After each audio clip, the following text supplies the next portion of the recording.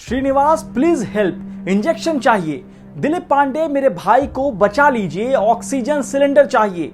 Charity beds please बताइए दिल्ली में किस अस्पताल में आईसीयू बेड मिलेगा।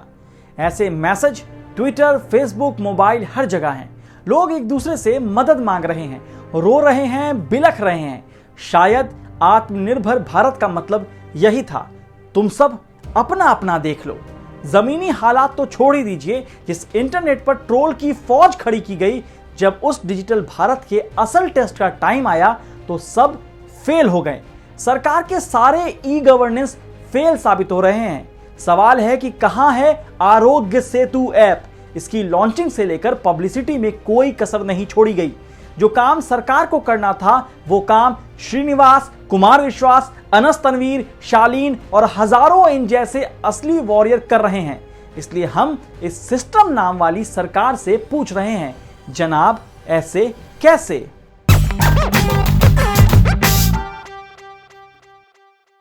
भारत में कोरोना ब्लास्ट हो रहा है। अस्पतालों में बेड नहीं है, 2000 की दवा 40,000 में मिल रही है। ऑक्सीजन सिलेंडर के लिए लोग गिड़गिड़ा रहे हैं, लेकिन सरकार बार बार दावा कर रही है कि सब कंट्रोल में है, किसी को ऑक्सीजन की कमी नहीं है।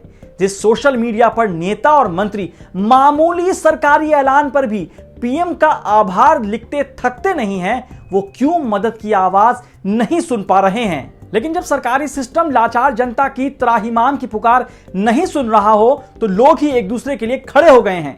चलिए आपको बताते हैं कि कौन क्या कर रहा है और कौन कहां फेल है। अप्रैल 2020 में सरकार ने आरोग्य सेतु एप्लीकेशन लॉन्च किया था। अब तक करीब 10 करोड़ लोग इस एप्लीकेशन को डाउनलोड कर चुके हैं। जब लॉन्च हुआ तो केंद्र सरकार ने दावा किया कि ये ऐप लोगों को कोरोना वायरस संक्रमण के खतरों से आगाह करने में मदद करता है। लेकिन जिस आरोग्य सेतु एप्लीकेशन को डाउनलोड करने के लिए लोगों पर एयरपोर्ट से लेकर रेलवे स्टेशन पर जोर डाला गया, उसे कैसे नहीं पता चला कि भारत में कोरोना बम फूट रहा है।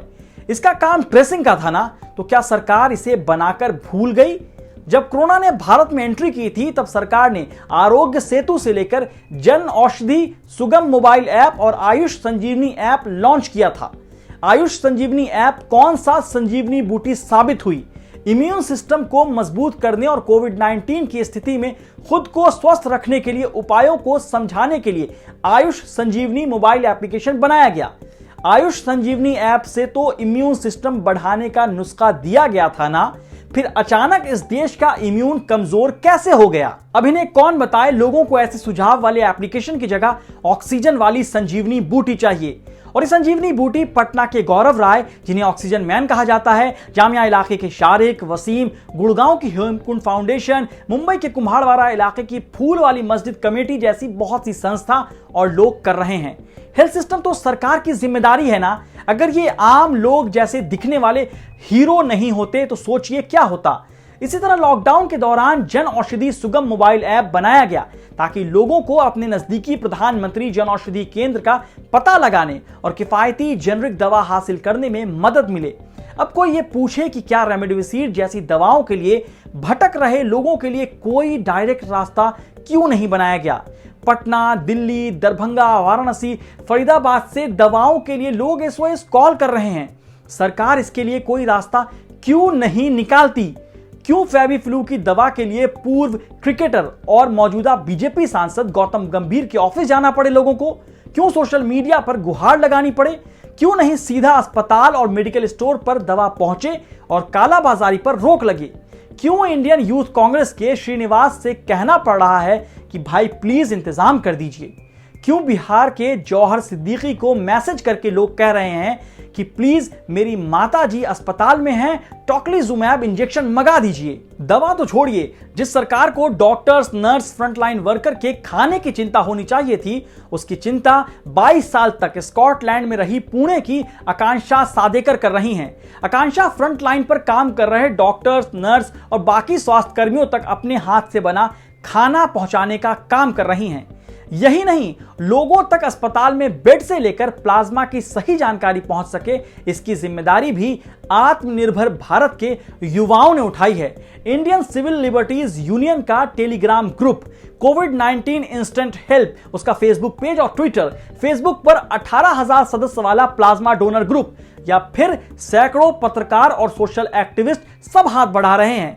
ये ग्रुप्स घंटों मीटिंग हुई ऐसी कोई फोटो नहीं डाल रहे हैं, बल्कि बिना किसी पैसे, बिना किसी टैक्स लिए निस्वार्थ लोगों की जान बचाने के लिए लगे हुए हैं। अब सवाल यह है कि सोशल मीडिया पर नैरेटिव सेट करने वाली पार्टी, व्हाट्सएप के जरिए घर घर पर अपना एजेंडा पहुंचाने वाली सरकार लोगों तक दवा, ऑक्सीजन, मदद क्यों नहीं पहुंचा पा रही है? क्यों नहीं कोई सरकारी यूनिवर्सल हेल्पलाइन नंबर है, या फिर कोई ऐसा डिजिटल प्लेटफॉर्म जहां लोगों को बेड, अस्पताल, दवा सभी जानकारी एक जगह मिल सकती? कोरोनिल वाले बाबा का प्रचार करने की जगह अगर ऐसे ही सेल्फ ग्रुप की सरकार मदद करती तो सच में ये देश आत्मनिर्भर बनकर कोरोना को हराता। लेकिन फिलहाल सांस अटकी पड़ी है और लोग पूछ रहे हैं, जनाब ऐसे कैसे?